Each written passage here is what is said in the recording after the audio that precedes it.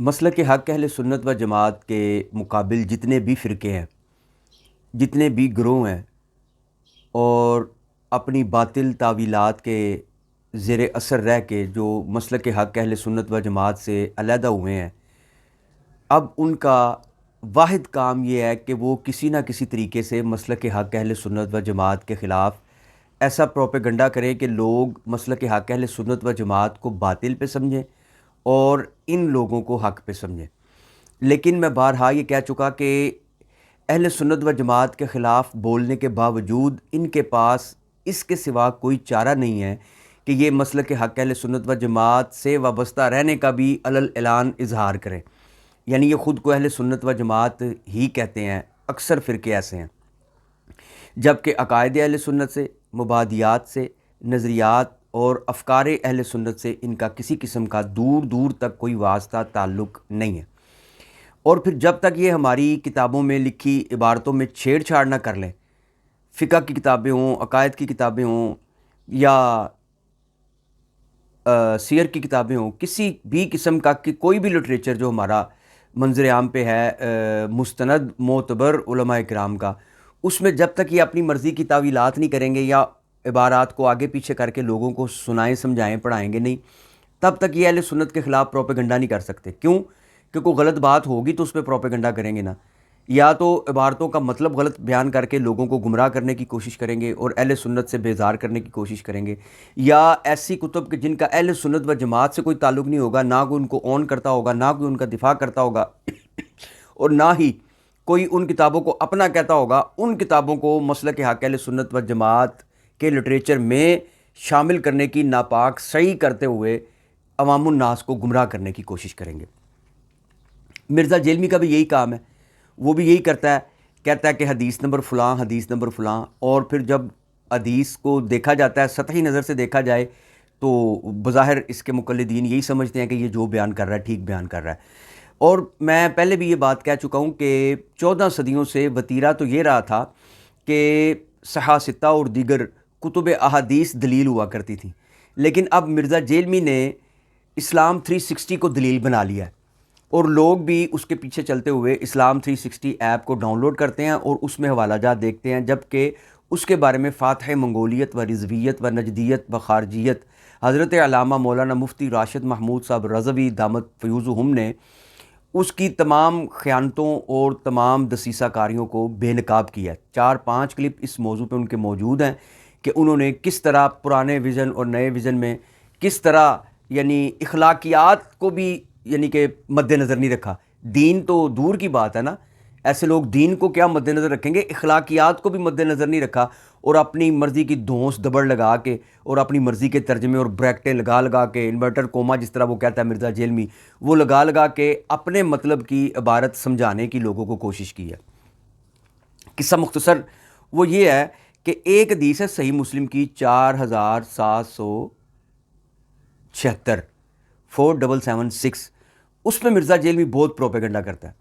وہ حدیث کچھ اس طرح ہے کہ حضرت عبداللہ بن عمر بن عاص، حضرت عمر بن عاص صحابی رسول ہیں، ان کے بیٹے یہ بھی صحابی رسول ہیں، یہ ایک حدیث بیان کر رہے تھے کعبۃ اللہ میں بیٹھ کے، یعنی حرم کعبہ میں صحن حرم میں بیٹھ کے ایک حدیث بیان کر رہے تھے امیر کی اطاعت کے بارے میں، خلیفہ کی اطاعت کے بارے میں۔ اب اس نے یہ حدیث صحیح مسلم سے بیان کی ہے۔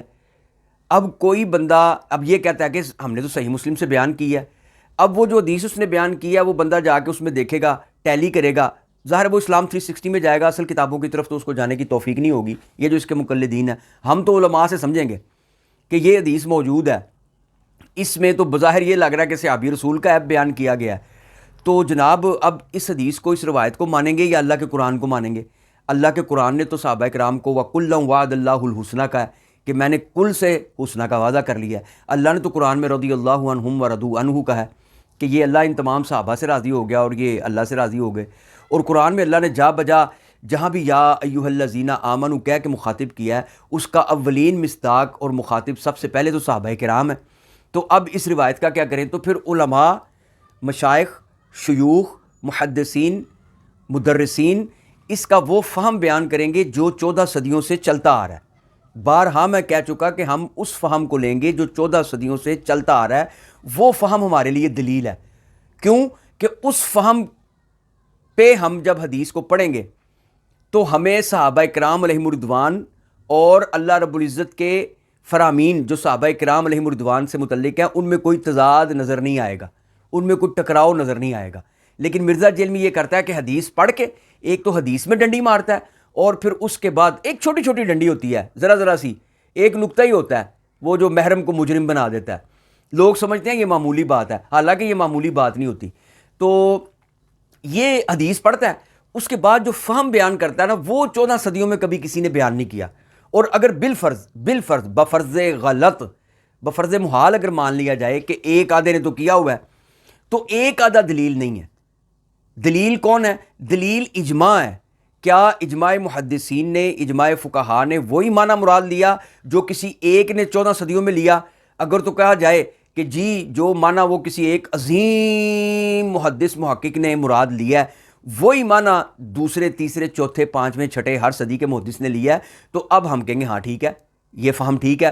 لیکن اگر کسی ایک نے لیا ہے تو ایک ایک کتاب اٹھائے پھرتے ہیں، مطلب ایک ایک کتاب کا حوالہ بھی دین رہ گیا۔ ایسا بھی ہوتا ہے کہ ایک کتاب جی میں نے طبری میں دیکھا ہے، میں نے طبرانی میں دیکھا ہے، میں نے وہ طبقات ابن سعد میں دیکھا ہے، میں نے تاریخ دمشق میں دیکھا ہے۔ مطلب یہ ایک ایک کتاب کا حوالہ، بلکہ ایک ایک شخص کا قول بھی دلیل نہیں ہوتا جب تک کہ اس کے حامی علماء و محدثین یا تابعین یا صحابہ کرام علیہم الرضوان نہ ہوں۔ یہ ساری مطلب یہ تمہید ہے، اس کو جتنا لمبا کرتے جائیں گے کریں گے۔ اچھا، وہ خلیفہ امیر کی اطاعت کے بارے میں 4776 نمبر حدیث ہے۔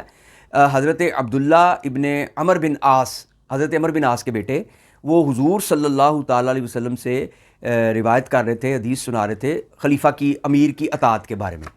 اچھا جی، اب وہ جب حدیث مکمل کر چکے تو ان میں ایک صاحب کھڑے تھے، ان کا نام ہے عبد الرحمن بن عبد رب کعبہ۔ یہ نام یاد ہے سب کو، جو حدیث سے کچھ تھوڑا بہت شغف رکھتے ہیں یا مطالعہ کرتے ہیں ان کو پتہ ہے۔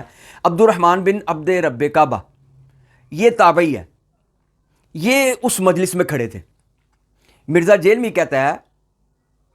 کہتا ہے کہ قرآن کی آیت پڑھ کے، کہتا ہے سورہ نساء کی آیت نمبر 29 تلاوت کر کے تابعی بتا رہا ہے صحابی کو، کہتا ہے دیکھے ذرا، او خدا کے بندے، تابعی صحابی کو کیا بتائیں گے؟ تابعی تو صحابہ کرام سے سیکھتے ہیں۔ انہوں نے ابن عبد رب کعبہ نے تو اس قرآن کی آیت سے استدلال کیا ہے۔ وہ بعد میں اس کا ذکر کروں گا کہ ان کا استدلال کیا ہے۔ انہوں نے استدلال کیا ہے، انہوں نے کہا جناب آپ ہمیں کہہ رہے ہیں کہ امیر کی اطاعت کرو، حضور صلی اللہ علیہ وسلم نے فرمایا کہ امیر کی اطاعت کرنی ہے، ٹھیک ہو گیا۔ انہوں نے کہا جبکہ امیر معاویہ تو خلیفہ کی مخالفت کر رہے ہیں، امیر معاویہ تو خلیفہ کی مخالفت کر رہے ہیں، یہ لفظ ہیں مرزا جیلمی کے۔ اب وہ ابن عبد رب الکعبہ، اس نے کیا کہا؟ اس نے کہا کہ آپ کہتے ہیں کہ امیر کی اطاعت کرنی ہے، جبکہ معاویہ آپ کے چچا کا بیٹا معاویہ تو کہتا ہے کہ نا حق قتل کرو، وہ تو حکم دیتا ہے کہ نا حق قتل کرو اور نا حق مال کھاؤ۔ یہ بات کر کے مرزا جیلمی کہتا ہے، یہ دیکھیں وہ کہہ رہا ہے ابن عبد رب کعبہ کیا کہہ رہا ہے، وہ کہہ رہا ہے کہ جی ہم سے حرام خوری کروا رہے ہیں اور ہم سے قتل بھی کروا رہے ہیں، یہ اس نے کہا مرزا جیلمی نے۔ اچھا اب مسئلہ سمجھیے، مسئلہ یہ ہے، بلکہ آپ نے علماء سے سن لیا ہوگا، میرے سامنے وہ بھی کلپ آیا تو میں نے چاہا کہ تھوڑی سی اس کی وضاحت کروں۔ اب آپ اس مسئلہ کو سمجھیے۔ مسئلہ یہ ہے کہ ابن عبد رب کعبہ جو ہیں یہ کون ہے؟ کیا یہ حضرت امیر معاویہ کے گروہ میں ہیں؟ کیا حضرت امیر معاویہ کا پوری کائنات میں جتنی کتب احادیث ہے جمع کر لیں، کیا کسی ایک کتاب میں بھی حضرت امیر معاویہ کا یہ حکم موجود ہے کہ نہ حق قتل کرو اور نہ حق لوگوں کا مال کھاؤ؟ پوری آیات کتب احادیث میں سے کوئی ایک روایت ایسی لے آؤ جس میں حضرت امیر معاویہ نے یہ حکم دیا ہو، جبکہ عبد الرحمن بن عبد رب کعبہ یہ بات کہہ رہا ہے کیا کہ معاویہ آپ کے چچا کا بیٹا تو حکم دیتا ہے کہ نہ حق قتل کرو، تو وہ حکم کدھر موجود ہے؟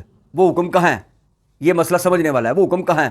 اچھا دوسری بات، کیا عبد الرحمن بن عبد رب کعبہ جو ہیں یہ حضرت امیر معاویہ کے حریف ہیں کہ حلیف ہیں؟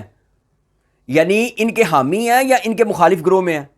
آپ تمام کتب پڑھ لیں، تفاسیر پڑھ لیں، تواریخ کی کتب پڑھ لیں، احادیث کی کتب پڑھ لیں، یہ ابن عبد رب کعبہ جو ہیں یہ حضرت علی کے گروہ میں تھے۔ اب میں آپ سے یہ سوال پوچھتا ہوں کہ ایک گروہ کا سردار دوسرے گروہ کے لوگوں کو حکم دے سکتا ہے؟ یہ مسئلہ سیدھا سیدھا سمجھنے والا ہے، اور یہ ساری باتیں میں اپنی جیب سے نہیں کر رہا، محدثین نے یہی شرح بیان کیا، امام نووی نے بھی یہی لکھا ہے۔ کیا وہ یہ کہ کیا ایک گروہ جو مخالف ہو وہ اپنے دوسرے مخالف گروہ کے لوگوں کو حکم دے سکتا ہے کہ نہ حق مال کھاؤ اور لوگوں کو قتل کرو؟ اس کا حکم مانے گا کون؟ اور وہ حکم دے کیسے سکتا ہے؟ ہاں اپنوں کو دے سکتا ہے جو اس کے سیاسی حلیف ہیں یا اس کے گروہ کے افراد ہیں، ان کو تو وہ کہہ سکتا ہے کہ حرام کھاؤ، مال لوٹو، نہ حق مال کھاؤ، لوگوں کو قتل کرو۔ تو مخالف گروہ کو کیسے کہہ سکتا ہے؟ تو ابن عبد رب کعبہ تو مخالف گروہ میں ہے، تو ان کو کیسے کہہ سکتے ہیں؟ ہم یہ کہتے ہیں کہ سب سے پہلے یہ حدیث جو پڑھی ہے، سب سے پہلے تو ابن عبد رب کعبہ کے اس قول کا دفاع کرو کہ انہوں نے حضرت امیر معاویہ کا یہ حکم کہاں پہ سنا، کس جگہ پہ سنا، کہاں حضرت امیر معاویہ نے یہ حکم کیا؟ جب ساری کائنات کی کتابیں کھنگال لو گے اور تمہیں کچھ نہیں ملے گا تو تمہیں یہ کہنا پڑے گا کہ حضرت امیر معاویہ چونکہ مخالف گروہ میں تھے، ابن عبد رب کعبہ جو ہے وہ حضرت علی کے گروہ میں تھے، تو امیر حضرت علی کے ہوتے ہوئے وہ سیدنا معاویہ کے کسی بھی حکم کو ناحق سمجھتے تھے۔ وہ کہتے تھے کہ امیر کی اطاعت کو چھوڑ کے اپنا ایک موقف بنانا کہ سیدنا عثمان غنی کے قصاص کا مطالبہ کرنا، یہ جو ہے نا یہ ناحق ہے۔ اس میں جنگوں میں جو مال خرچ ہوگا، وہ مال جو خرچ کیا جائے گا وہ مال ناحق ہے، وہ حرام کی طرف جائے گا وہ مال، کیوں کہ اس میں امیر کی اطاعت شامل نہیں ہے۔ تو اس سے یہ دلیل لینا کہ حضرت امیر معاویہ حرام کھاتے تھے یا لوگوں کو حرام کھانے کا حکم دیتے تھے، یہ کیسے ثابت ہوگا؟ آپ بات فالو کر رہے ہیں؟ ابن عبد رب کعبہ نے جو بات کی ہے وہ یا تو وہ حکم دکھائیں، نبی کریم صلی اللہ تعالیٰ علیہ وسلم کی طرف سے کوئی شخص حدیث سنائے کہ حضور صلی اللہ علیہ وسلم نے ایسا فرمایا، تو اس سے پوچھا جائے گا کہ کہاں فرمایا، تو وہ آج کے دور کا بندہ وہ کہے گا بخاری کی فلاں حدیث میں دیکھ لو، مسلم شریف کی فلاں حدیث میں دیکھ لو، جامع ترمذی میں دیکھ لو، صحاح ستہ کی کئی کتب میں یہ حدیث ہے، یا صحاح ستہ کے باہر جتنی بھی کتابیں ہیں ان میں سے اکثر کتابوں میں یہ حدیث موجود ہے، اسے حضور کا وہ فرمان دکھانا پڑے گا۔ تو ہم یہ کہتے ہیں کہ حضرت امیر معاویہ کا فرمان دکھاؤ، فرمان موجود نہیں ہے، تو اب کیا یہ کہا جائے گا کہ تابعی نے جھوٹ بولا؟ نہیں، جھوٹ بھی نہیں بولا۔ کیا انہوں نے یہ سمجھا ہے کہ حضرت امیر معاویہ رضی اللہ تعالی عنہ حضرت علی کی اطاعت نہیں کر رہے، خلیفہ حضرت علی ہیں تو یہ حضرت علی کی اطاعت نہیں کر رہے، لہٰذا جنگوں میں جو بندے مر رہے ہیں وہ قتل ہو رہے ہیں، قتل و غارت گری کر رہے ہیں حضرت امیر معاویہ، اور جو مال خرچ ہو رہا ہے وہاں پہ جنگوں میں ظاہر مال خرچ ہوگا فوج کے لیے، فوج کے کھانے کے لیے، ساز و سامان کے لیے، تو وہ کہتے ہیں کہ وہ مال جو ہے نا ناحق ہے، یہ کہہ رہے ہیں وہ، اس سے یہ مراد ہے۔ اس کا اگر کوئی اور معنی مراد لینا چاہو یا حضرت امیر معاویہ کو کچھ ثابت کرنا چاہو تو پھر ابن عبد رب کعبہ نے جو قول پیش کیا جس کو حضرت امیر معاویہ کے ساتھ منقول یا منسوب کیا، ہمیں وہ قول دکھا دو کہ حضرت امیر معاویہ نے کہاں کیا۔ لوگ قیامت آ جائے گی اللہ کے فضل سے یہ نہیں دکھا سکیں گے۔ اچھا پھر دیکھیں اصل بات کیا ہے ان کا۔ ایک مقصد تو میں نے آپ کو بیان کر دیا کہ وہ کہتے ہیں کہ بھئی جو حدیث آپ نے پیش کی ہے اس حدیث کے مطابق عبداللہ ابن عمر بن عاص کو کہہ رہے ہیں کہ جو حدیث آپ نے پیش کیا اس کے مطابق تو خلیفہ کی اطاعت کرنی چاہیے، جبکہ امیر معاویہ تو خلیفہ کی مخالفت کر رہے ہیں، اور خلیفہ کی مخالفت میں جو مال چلا جائے گا یا جو جانیں چلی جائیں گی وہ ناحق ہوں گی۔ اب جو شخص مولا علی کے گروہ سے تعلق رکھتا ہے تو وہ مخالف گروہ کو حق پہ نہیں مانے گا۔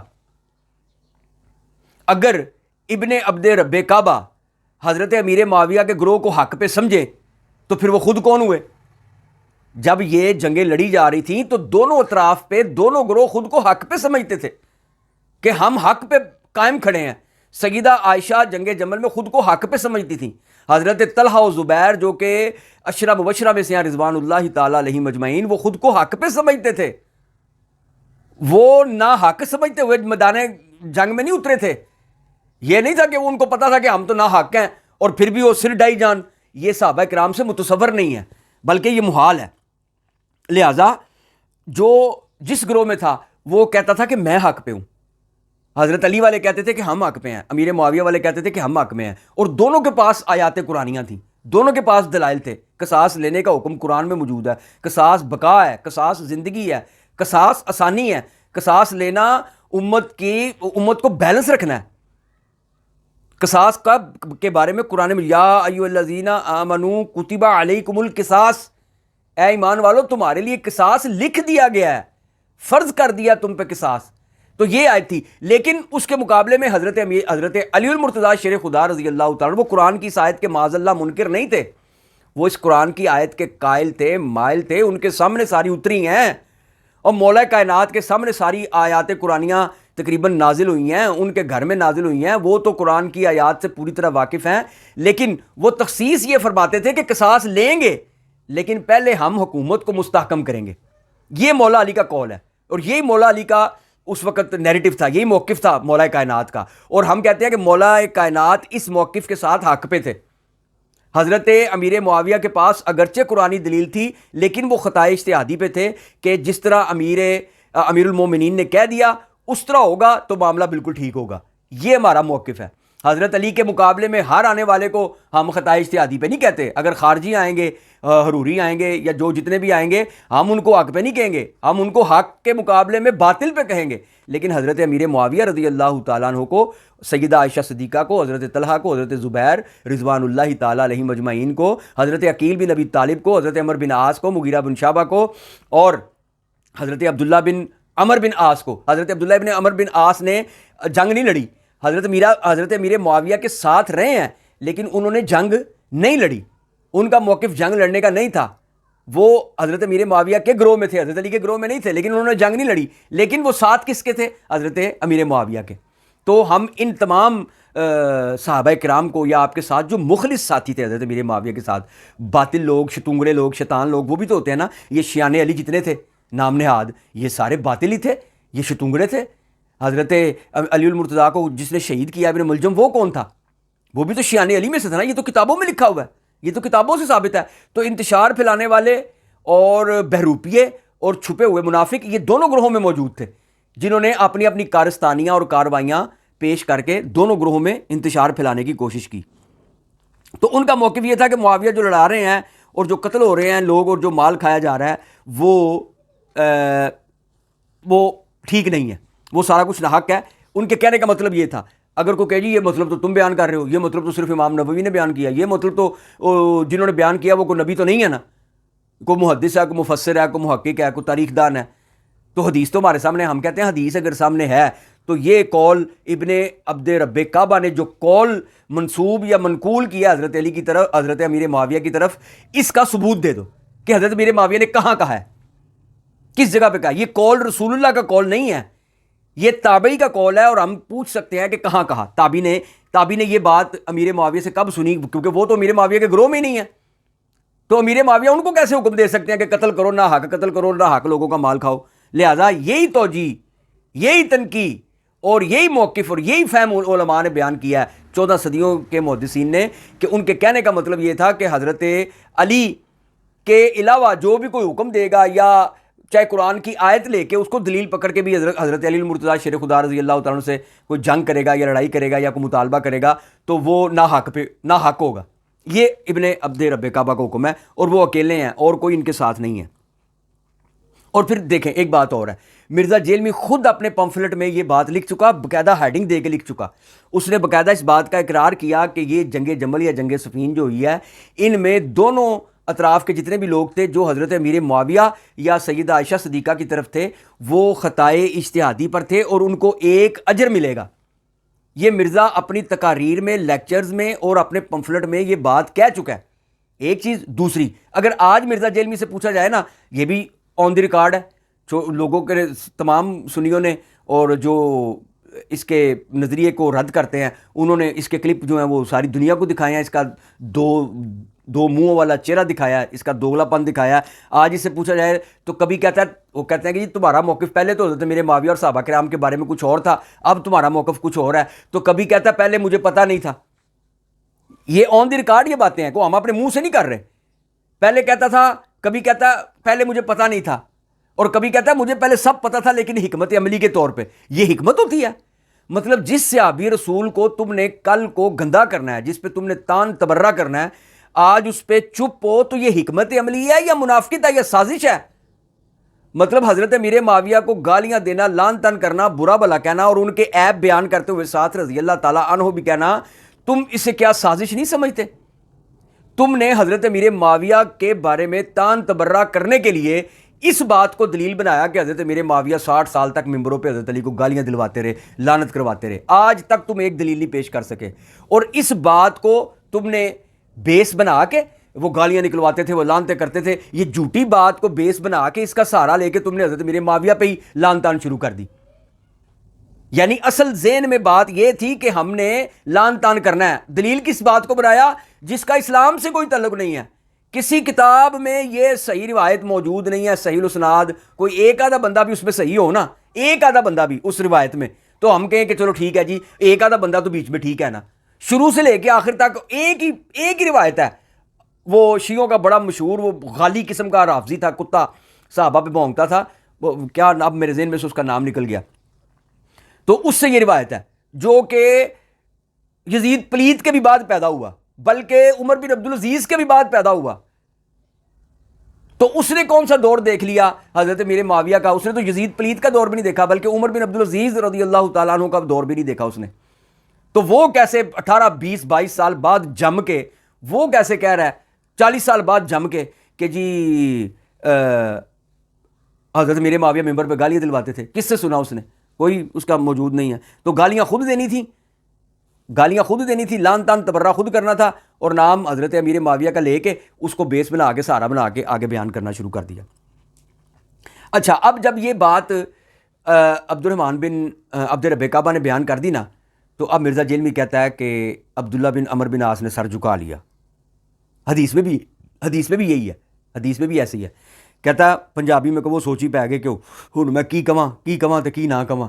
دیکھیں کتنا ظالم آدمی ہے، بے ایمان آدمی۔ کہتا ہے وہ منصف مزاج تھے نا، تو لعین کے پتر وہ منصف مزاج تھے، تو باقی صحابہ کرام منصف مزاج نہیں تھے؟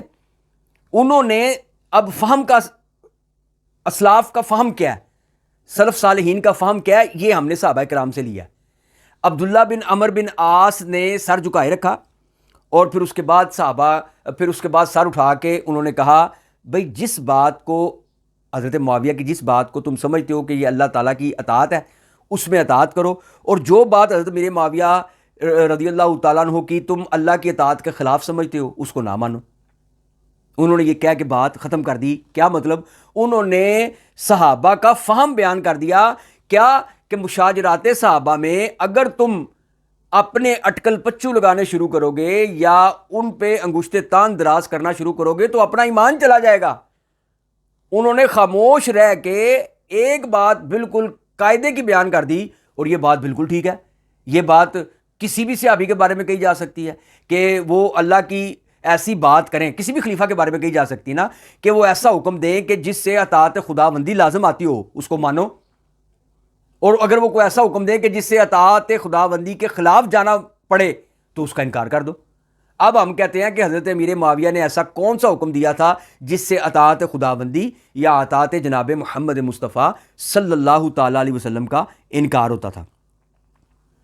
تو مسئلہ یہ ہے کہ ہم یہ بات میں نے ابھی پہلے بھی کی ہے، اب بھی یہی بات کہتا ہوں کہ کسی بھی جنگ میں حضرت امیر معاویہ رضی اللہ تعالیٰ عنہ حق پہ تھے، لیکن یہ بات کہنا کہ حضرت امیر معاویہ حضرت علی المرتضیٰ شیر خدا سراسر حق پہ تھے اور حضرت امیر معاویہ رضی اللہ تعالیٰ عنہ سراسر باطل تھے، یہ بات غلط ہے۔ یہ 14 صدیوں میں کسی کا موقف نہیں رہا۔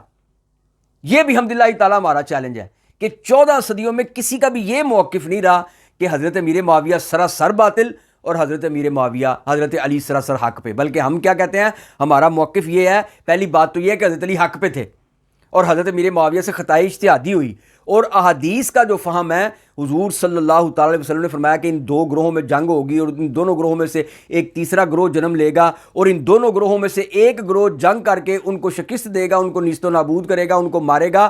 وہ گروہ کیا ہوگا؟ اولا بالحق۔ یہ رسول اللہ فرما رہے ہیں، حضور صلی اللہ علیہ وسلم یہ فرما رہے ہیں کہ ایک گروہ جو ہوگا وہ اولا بالحق ہوگا، اور وہ تیسرا گروہ جس نے جنم لیا وہ خارجیوں کا گروہ تھا، حضرت علی کے گروہ سے نکلا، ادھر بھی چلا جاتا تھا، ادھر بھی آ جاتا تھا، ادھر بھی چلا جاتا تھا، اور اس سے قتال کس نے کیا؟ مولا کائنات علی مرتضیٰ شیر خدا رضی اللہ تعالیٰ عنہ کی سربراہی میں ان کے گروہ نے ان سے قتال کیا، تو یہ گروہ ہوا اولا بالحق، اور حضرت امیر معاویہ حق کے قریب۔ یہ تو رسول اللہ صلی اللہ علیہ وسلم کی احادیث سے ثابت ہو رہا ہے، صحیح مسلم کی، صحیح بخاری کی، یہ دونوں کتابوں کی حدیث موجود ہے۔